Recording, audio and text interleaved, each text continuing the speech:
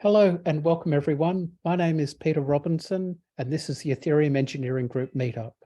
So this online meeting is going to be recorded and uploaded to YouTube. So if you're unhappy with that, I suggest you say turn your video off, turn your audio off, and maybe even leave the meeting and just watch the recording. And so without further ado, let's see. So the speaker today is me. And so I'm going to deliver the talk on ABI encoding. So who am I? I've got more than 30 years experience developing products and doing all sorts of stuff from embedded devices, satellites, and application server stuff, mobile phones, the actual mobile phone themselves, and also the applications on the mobile phones, and cryptography. Worked at RSA for a whole heap of time and worked at Consensus for more than 5 years now. So I've done quite a few different things. All right, let's share my slides.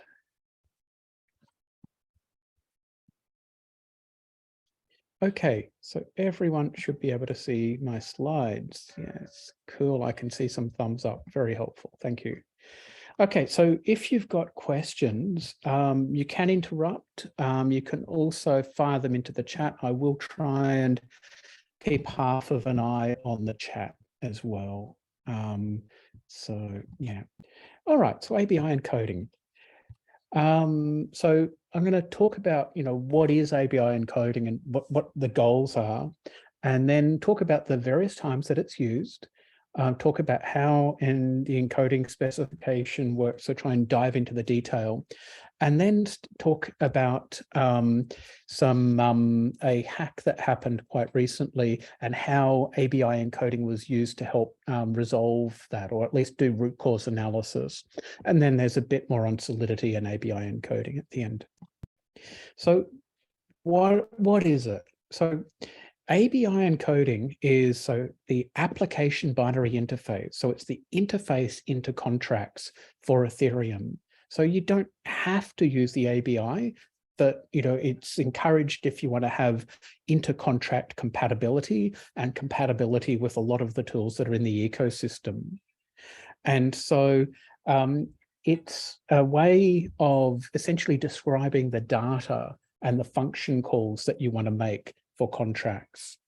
And so it assumes that functions are strongly typed. So it assumes that you're going to have a statically typed function where it has certain known parameters. So it doesn't really allow for dynamic typing. And so that's something that's certainly worth keeping in mind. So it's static typing of an interface going into a contract. That's the goal. So when is it used? So there are 4 specific times that it's used. And so it's used for transaction call data. So essentially, call data is the data that's passed into a contract when you're making a function call. And so the encoding is such that you have a 4-byte function selector. So it's essentially the compression of the function signature. So you do a hash of it, just take the first 4 bytes. And then you have the parameters of the function are then encoded after that function signature or function selector, should I say. And so, for instance, if we were calling do stuff with that address and that integer value, then the overall encoding would look like that. And so that's what you end up submitting.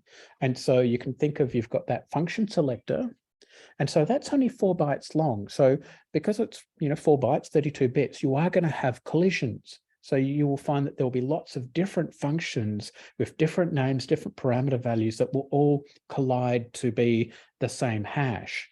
But this doesn't matter because those function hashes are just used as a way of selecting which function to execute within a contract. So it's only contract scoped. And so normally contracts say maybe have a dozen, maybe even 2 dozen functions, but they don't have millions of them. So having collisions is okay because you, when you've got the Sol C compiler, it'll tell you if you've got a collision and essentially say, hey, you need to change that, the name of that function because it collides with this other function. The other area that it's used in is return values. So when you're returning a value out of a function, that is actually encoded using ABI encoding. So for instance, if you're returning that address and that integer value, then that's what it looks like. And the thing to notice here as well is that you've got padding at the front of that address. So the address is only 20 bytes long, not 32, and we're sending back whole slots worth of data, so whole words. And so, yeah, you are padding out values that are smaller than a whole word so that they fill up to being a word. So padding with zeros. And so, as well, the other area that you use ABI encoding is returning error values. And so say if you've got a call, say, from an EOA, so you've got, say, you're using MetaMask on your phone, you're calling a contract A, which calls contract B, which calls contract C, then if there's a revert, say from contract B back to contract A, then that revert information is passed back as encoded return data. And so you'll have success or failure, and you'll have the actual encoded return value. And so if the function executed correctly, success would be true, and return encoded would be the return value that came out of the contract, which is what we just saw. But if it's an error, then you return something a little bit different. You return essentially as if you're doing a function call. So you have the function selector followed by data. And so the function that's actually called or returned depends on exactly what's happened. So if you've got a revert of the string, then the function that's returned is error bracket string. And you can have custom errors in your versions of Solidity. You can also have panics as well, which are caused by either asserts or certain conditions happening. So for instance, there are a whole stack of panic codes, for instance, dividing by 0. And so that is another way that you can have ABI encoding is by encoding that function selector, panic brackets uint256, and then the actual integer value that's being returned after it. And yeah, so this is showing an example where if you look at this code here, we've got result info is a custom event that is going to emit whether we've had a success or failure, and bytes being the return value. And then we've got a function which is going to cause a panic if B is 0, because it's going to have a divide by 0 error. And so if you call the function catch panic, what it does is it goes off and calls, so encode with function selector is going to call that function there, and then it's going to call it. And because B is 0, you're going to get a panic. And what this means is that return encoded is going to contain that error information. And so you get that value there, the 4E487B71, which is the function selector for panic, and then the actual 0x12, which is the error code for divide by 0 error. And another area you have is event parameters. So the actual event signature, so the full 32-byte value is stored separately to the actual parameters. And so any of the indexed events, in fact, are stored a separate indexed thing, indexed values. So you've got the event signature as an indexed value, and then any other parameters that are indexed are indexed values. But the non-indexed values are ABI encoded and stored as event data. And so, so for instance, if you look at that result info bool, bytes, you're going to store that information and in the transaction receipt as as a Boolean and bytes ABI encoded. You can also do application-specific usage. So within some code that you've got, you could choose to use the ABI encoding as well. And there are a few different situations where that's quite useful. So how does it actually work? So there are elementary types and dynamic types in Solidity. And so all of the elementary types will fit into one 32-byte word. And so you've got values that are right aligned, such as bool, address, and all of the uint and int values. And then you've got left aligned values, which are things such as bytes, which are fixed length bytes. So bytes 1 to bytes 32. So they're all deemed elementary types. And yes, so as I was saying, so for a uint 16, you're going to be storing it and it's going to be 0 filled out to the left. Whereas if you had the same value, but as a bytes 2, it's 0 filled to the right. There are also structs. And so structs ABI are encoded as if they were just a tuple or tuple. Okay, David, you're really up on these sorts of things. Is it tuple or tuple? Never really known. I think that depends where you come from. I would say tuple. Okay, all right. Let's vote for tuple and we'll find out if it's New Zealand English or if it's Australian English or what. Anyway, I'm going to go with tuple. I was thinking tuple, but I was never been too sure. Okay, so they're encoded as a tuple. All right. And so so the elementary types, when you're encoding, are encoded in place, but the dynamic types are encoded as an offset. And then with the actual contents then separately encoded as an element in a tuple.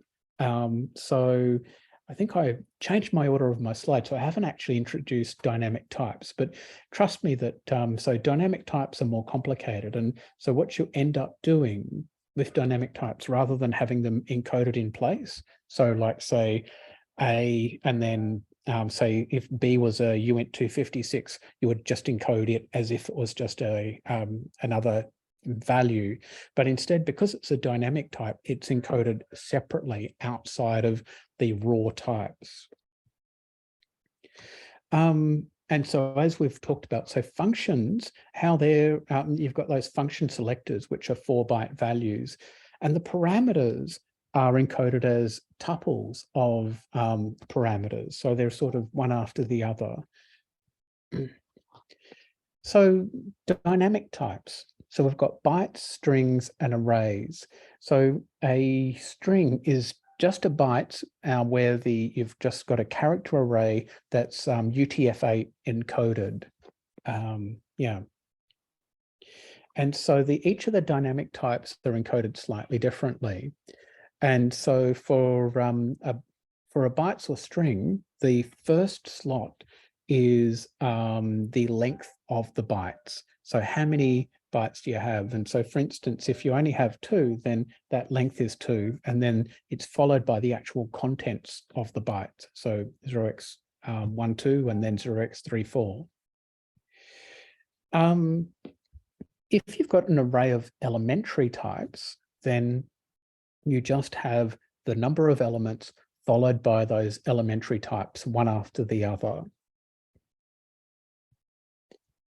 And if you've got an array of structs that only contain elementary types, then the encoding of them is really very straightforward, where it's the number of elements and then they're just serialized one after the other in place. But if you've got an array of dynamic types, then you end up having the length of the array and then the offset of the actual actual information and then the actual array element. And so then what we're getting is the number of elements that you've got in the array. And so then we've got the offsets of the actual contents of that piece. So for instance, because we've got a bytes, it's going to have a length and then the actual content. So the first thing to do is have the offset of AB, which is 60 hex. And then offset of DEF is A0, which is down here. And I'm moving my mouse around. Can people see my mouse? Yeah. I can see it. Yeah. All right, brilliant. That makes life that much easier. Yeah, and then similarly for the last element, it's E0. And again, it's just encoded in a byte. So length of bytes followed by content. And so if you've got an array of structs that contain dynamic types, then what you've got to do is you've got to encode it a little bit differently. And so you say, oh, that's wrong. So you see where it says 3 there, that should be a 2, because the number of elements in the array is in fact 2 and not 3. And then you have the offset of the struct, because because it's not fixed encoding length, because they're not only simple types within the struct, you have to encode the whole struct as dynamic. And then within the struct, though, you have got that simple type and then the offset of that dynamic type. And the offset, you note, is relative to the start of the struct. And what this is showing you is, and then you've got the length of the bytes and the actual bytes. So what this is showing you is that the ABI encoding sort of encapsulates. So you'll have, say, an inner blob that is encoded, and then that is inserted inside of some larger blob. And so you do the inner encoding relative to itself. And then once it's put in the larger structure, say, for instance, this array, then you're surrounding it by like a larger encoding, and it's relative to that. And so Frank says, looks like an inductive encoding scheme. Could be. I don't know that. I'm not familiar with that term, but that sounds. If you say it is, Frank, I'm sure it is. So, putting all of that together, say if you've got a struct lots that has an address, a bytes, and a uint256, then we've got a dynamic struct. And so if we have a function that's got a dynamic struct and then a Boolean value, then it's going to be encoded like this. So the first thing we get is the function selector, nice and simple. And then the next thing we've got is the actual offset of that struct, of that dynamic struct, and which is going to be at 40 hex. And then the value of the Boolean. So let's assume the Boolean's true, which means it's 1. Okay, so then within the struct, we've got the address, and then we've got the bytes. So the bytes is going to be encoded as an offset within this struct. And then you've got 1, 2, 3, which is the integer value. And then you've got 5 characters in the bytes, and it's A, B, C, D, E, F, or E, A, B, C, D, E, where 65 is E because it's lowercase e, and that's the hex encoding of ASCII. Okay. Does that make sense?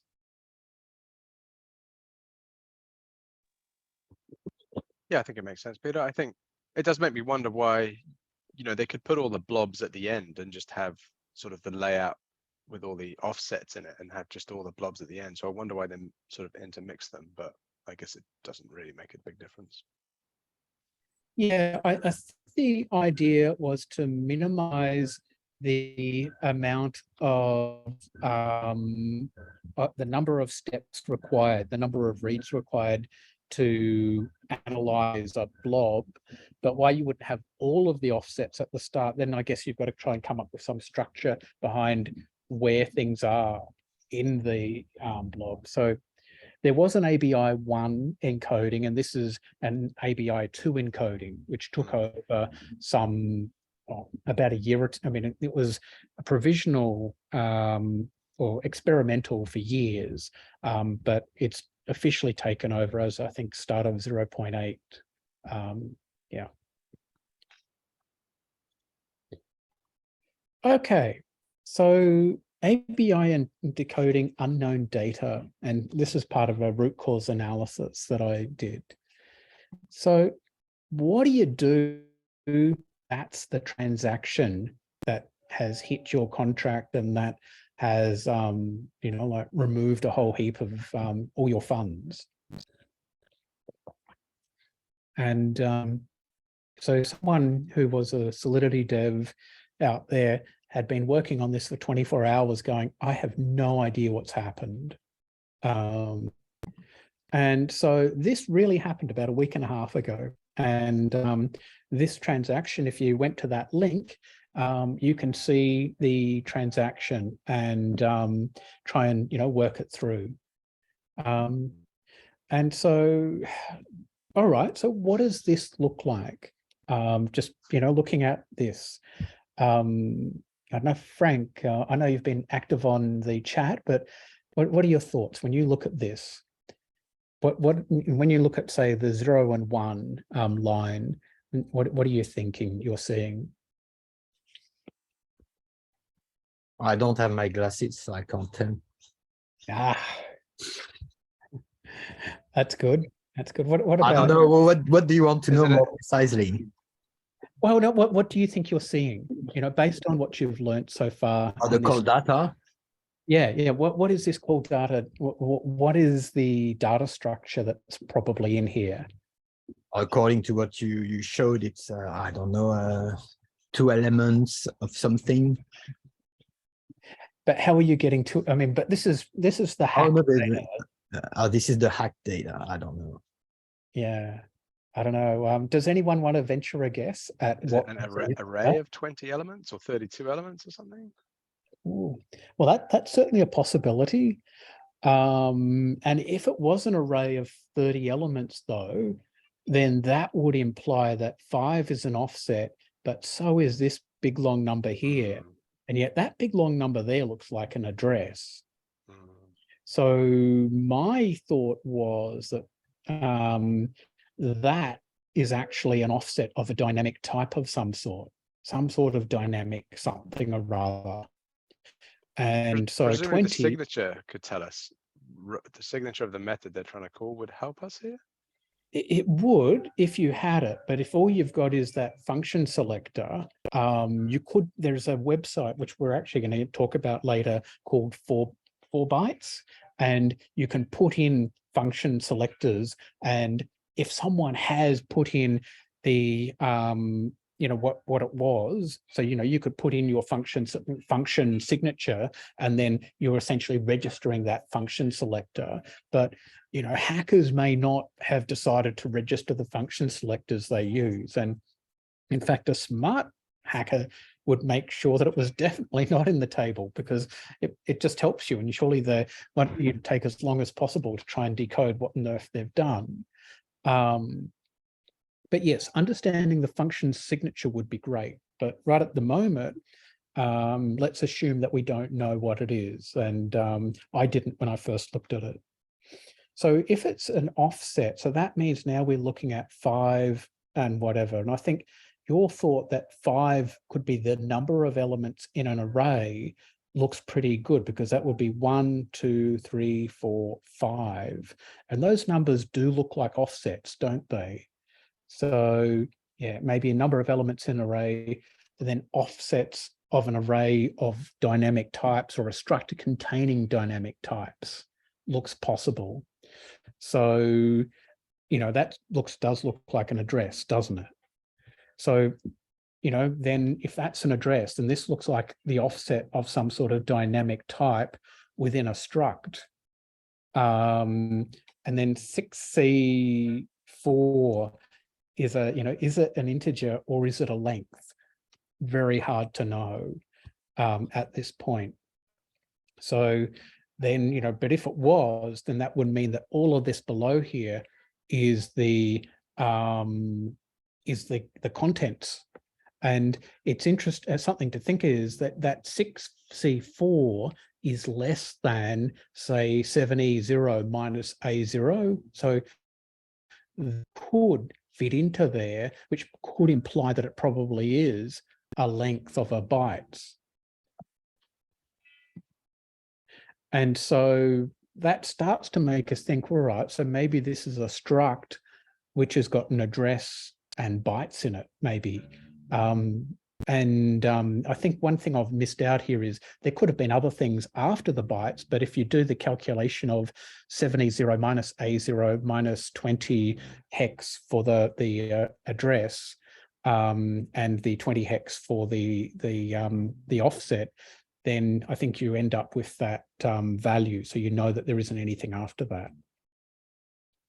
So this then sounds like we've got a function which is taking an array of address comma bytes as a parameter. And so if you do look at that 4-byte website, then you see that there is actually a function called multicall, which takes an array of address comma bytes. And so, you know, looks like we're onto a good thing here. And in fact, there's a project called multicall. And what it does is it takes an array of address and bytes, and it's aiming to allow you to aggregate the return values of many view calls. So you can think you could do a view call, then another one, then another one, then another one to work out a whole heap of information. But that's going to be multiple, say, infura calls, and it's going to be more latency. So wouldn't it be good if you could put together all of the view calls you wanted to do all in one go? And so that's what that does. But obviously this has changed the state of a contract. So though they might have used multi-call as a starting point, they've obviously modified it so they can do extra stuff. And so I'm not going to go through all of the rest of the decoding, but one of the things that became apparent was that it was actually quite recursive with function calls within those function calls. And so one of the function calls was quite an interesting one, given we're doing ABI decoding. And it was using pancake swap v2 with this function selector. And so I, again, had a look at that 4-byte website, and it said, well, there's this function called swap extract tokens for token supporting fee on transfer tokens with this big long this big long signature and set of parameters. And so I then sort of applied that possible function signature when looking at the information, and lo and behold, it does seem to be the right thing. And not only that, the amount of tokens that was stolen from the contract just happens to be the first parameter. So we do seem to be onto a good thing. And so you've got, you know, 2 uint256s, then the address of the array, and then that address, and then uint256, and then down below you've got the number of elements in the array and the 2 addresses of the 2 contracts involved. So just by knowing the function signature, it then makes it, you know, much easier to try and decode. So I've written up the overall hack analysis for those who are interested, including all of the decoding of the inner data, an analysis of why the hack happened, how the hack could have been prevented on that website. Okay, so what about Solidity, so applications in ABI encoding? And so as well as the simple encode and decode that we talked about briefly, there's encode packed. And so this encodes information without padding. And so by going, say, encode packed, it means that the number of bytes you're going to end up with will be smaller. And that's important because you pay for memory in Solidity. So the more memory you use up, the more memory expansion costs you have to pay. As well, for Kekat, the more bytes you're hashing, the more you have to pay. So you're better off having as few bytes as possible to hash. So hence using encode pack. Another function that's available is encode call. This is a recent one. And so imagine that there's a function, say, transfer, that takes some parameters. Then encode call which is here, ABI Encode call, what this does is it takes the actual function and then the parameters, and it type checks the parameters. So I assume this must happen at compile time, but it allows you to be more sure that your parameter list here is going to match the function you're calling. And so obviously this example is just calling something within the current contract using an external call, but it could equally be applied for a cross-contract call. So yeah. And so ABI decoding is an interesting one that you can also use this as a way of doing dynamic typing with functions.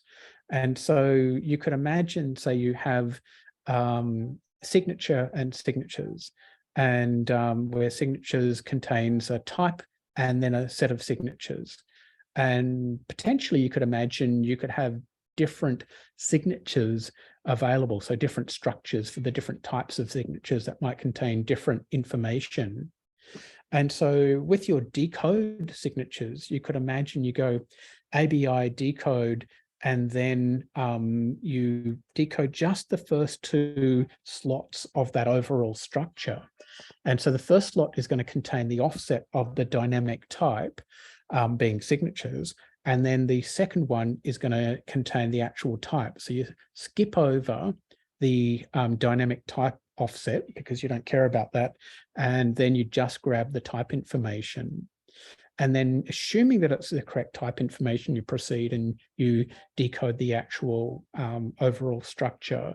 And you could imagine you could have conditional logic where you, depending on the type, you do different decoding.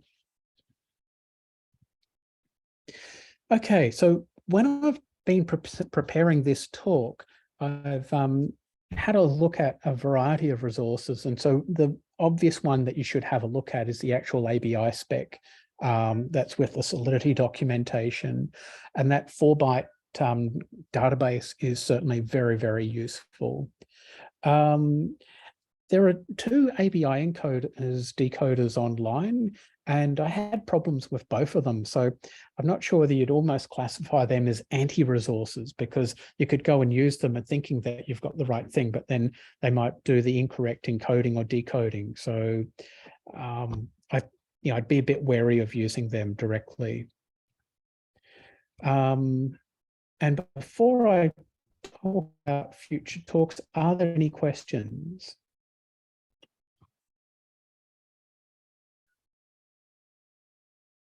So yes, I've got a question related to the way you found the root cause of the bug. So you started from investigating the data and the ABI, and then just roughly what did you do? How did you diagnose the problem? Yeah, well, so I went through to analyze what all the the transactions were that were being passed into this multi-call. And then one of them was a call to the actual ERC20 contract. So obviously that was the function. And then backing that up, there was a transaction trace so the trying to look at the Binance blockchain's block explorer. I was searching and searching because normally you can find the inner transactions really easily, that, so you can have the overall external EOA transaction, and then there are inner transactions, and being able to find that would have been really useful. But it was only after I'd already decoded everything that I said, oh, what's that button way over there? And that turned out to break down the inner transaction call path. But by then I already knew it. So it showed that there was a function going into the ERC20. And then when I told the developer, hey, there's this function that it's being called, I don't know what it does yet, I haven't looked, but then just looking at that, they said, we're not checking for the allowance. And so by not checking for the allowance in an ERC20, they were allowing any party to transfer on any behalf of any other party. So what they did is they just transferred a whole heap of tokens from essentially the treasury to themselves. So yeah, so that was what I did, was actually pretty simple. Just understand what's been called. I did have a bit of a go at decoding or decompiling the contract, and we did use a bytecode decompiler, and that was helpful. But yeah, at the end of the day, that was how it unfolded, was going, all right, that's the function going into the ERC20. Let's just have a look at the code.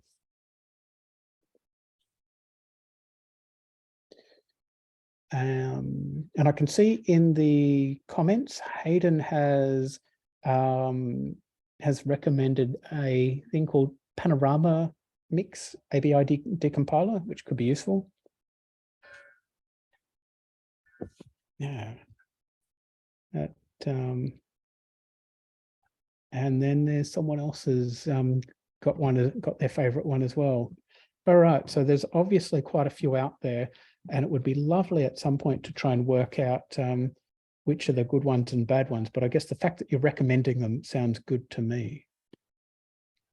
Are there any other questions? Okay. All right, future talks. So next week on the Gold Coast in Queensland, Australia, there's going to be a small conference. And so it's an in-person event. You can register, find out more information by going to that link, symposium-dlt.org. In the day after that, Omius is going to present his talk on cross-chain security. We've got then one of the PhD talks about DeFi-enabled data marketplace, and I think the idea of owning your own data. We get another PhD talk which is about accounting and blockchain. And then I've got my advanced solidity test that I plan to do. So I've almost got that ready. But anyway, it should be interesting. My hope is that no one will find all of the issues in the code, and everyone will be left scratching their head. So I think that'll be good. And then right at the start of the year, we're going to have Ben, who's going to do a talk about the proto-dank sharding, and so essentially the future of scaling in Ethereum. Okay, and one more. Yep, so this meetup, if you're watching this on YouTube, you can join the meetup. Anyone can by going to that link and registering. If you're here, you can watch the recording on YouTube. There's a Slack workspace, so please join the conversation, ask questions by joining the Slack workspace. There is example code, so all of the ABI encoding stuff that I did today is in that repo. And Frank and others run a formal methods reading group where they go through papers. And so, yeah, so if you're interested in that, join the Slack workspace and then join the FM reading group channel within that workspace. And are there any other questions before we close off today? Nope. All right, we are all good. So, is it Rude or Rudd? How do you? It's pronounced Rude. Rude. Okay, so Rude and Hayden, I'm going to post the video in about, I don't know, sometime in the next 24 hours. It would be fabulous if you could post as comments your recommendations for other ABI decoders and stuff, because I think people seeing comments about, well, what are these tools? Because they're not going to see the chat. I think that would be really helpful for people. So it'll be great to do that. Yeah. All right. Well, great. Thank you, everyone, for joining the call. Have a great day and talk to you all later. Bye-bye.